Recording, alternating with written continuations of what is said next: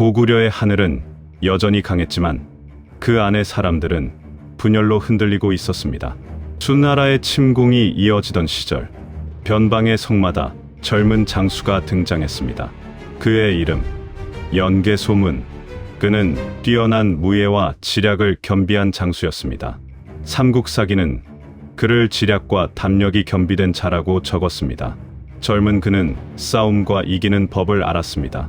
그의 병법은 날카로웠고 행동에는 두려움이 없었습니다. 수나라의 침입이 물러나자 그의 이름은 고구려 전역에 퍼져 젊은 호랑이라 불렸습니다. 하지만 조정의 시선은 냉랭했습니다. 귀족들은 그를 경계했습니다. 그의 칼은 왕보다 크다. 이미 그의 운명은 정해져 있었습니다. 영유왕은 나라를 정비하려 했습니다. 당과의 외교를 강화하고 귀족 권력을 줄이려 했습니다. 그러나 연개소문은 달랐습니다. 그는 강한 나라, 철통 같은 고구려를 원했습니다. 신념 차이가 정치적 대립으로 번졌습니다. 왕은 마음속으로 결심했습니다. 그를 없애야 나라가 산다. 그러나 이미 조정엔 연개소문을 따르는 무장이 많았습니다. 그를 제거하려던 계획은 먼저 누출되고 말았습니다. 연개소문은 모든 것을 알았습니다. 이제 나의 차례다. 그는 병사들을 부르며 말했습니다. 왕이 나라를 그르치고 있다. 내가 바로잡겠다. 그의 명령은 짧았고 군대는 고요히 움직였습니다. 642년 여름, 평양성의 새벽은 이상할 정도로 고요했습니다. 성문 근처에는 군사들이 모여 있었고 모두가 같은 사람을 기다리고 있었습니다. 연개소문이 말을 탔습니다. 검은 망토가 휘날렸고 그의 손과 눈은 단호했습니다. 그는 궁궐로 향했습니다. 이제 돌아갈 길은 없다. 국문 앞 왕의 호위병이 막았지만 그는 검을 뽑았습니다. 문을 열라. 오늘 고구려는 새로 태어난다. 피비린내가 새벽 안개를 갈랐고 왕궁의 종소리가 울렸습니다. 구당서는 기록합니다. 연개소문이 군사를 일으켜 왕을 시해하였다. 영유왕은 저항했으나 칼끝은 너무 빨랐습니다.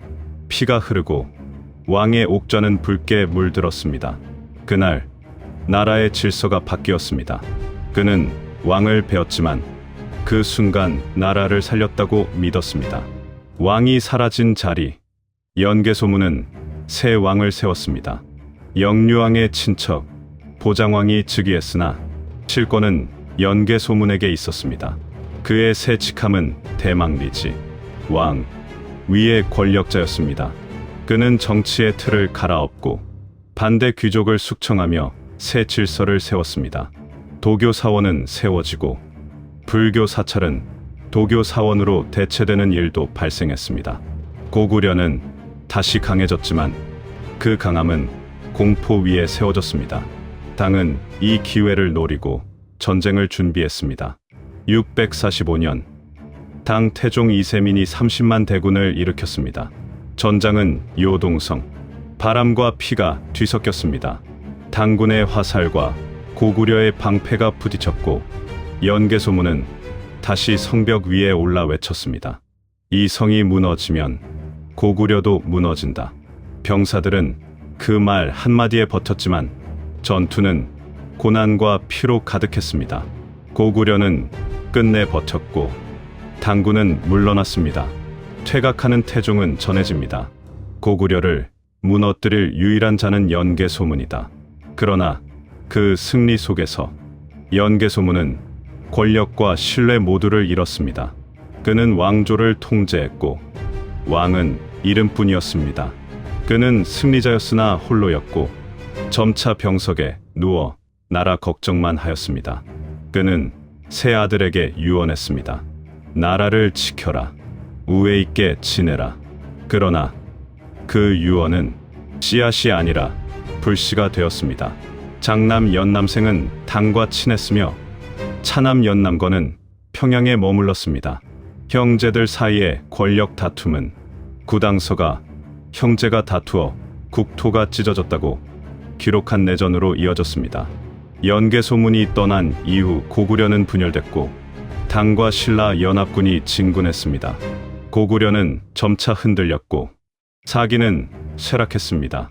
평양성은 끝까지 버텼으나 결국 성벽이 무너졌고 깃발이 써졌습니다. 천하를 호령했던 왕국은 그날 무너졌습니다. 연개 소문이 피로 세운 질서도 그가 떠난 후 무너졌습니다. 역사는 평가합니다. 그는 반역자이자 수호자였으며 고구려의 마지막 칼로 기록되었습니다. 붉은 하늘 아래 깃발은 찢어졌으나 그의 이름은 꺼지지 않았습니다. 연개 소문, 왕을 베고 나라를 세운 사나이. 그는 사라졌지만 그날의 결단은 여전히 역사를 흔듭니다. 그는 왕을 죽였고 나라를 지켰으며 반역자였고 영웅이었습니다. 시간이 흘러 우리는 묻습니다. 칼을 든 자는 끝내 무엇을 지켰나? 그 답은 고구려 바람 속에 남아 있습니다. 오늘의 이야기 마칩니다. 다음에는 더 흥미진진한 역사 이야기로 찾아오겠습니다. 구독, 좋아요는 영상 제작에 큰 힘이 됩니다.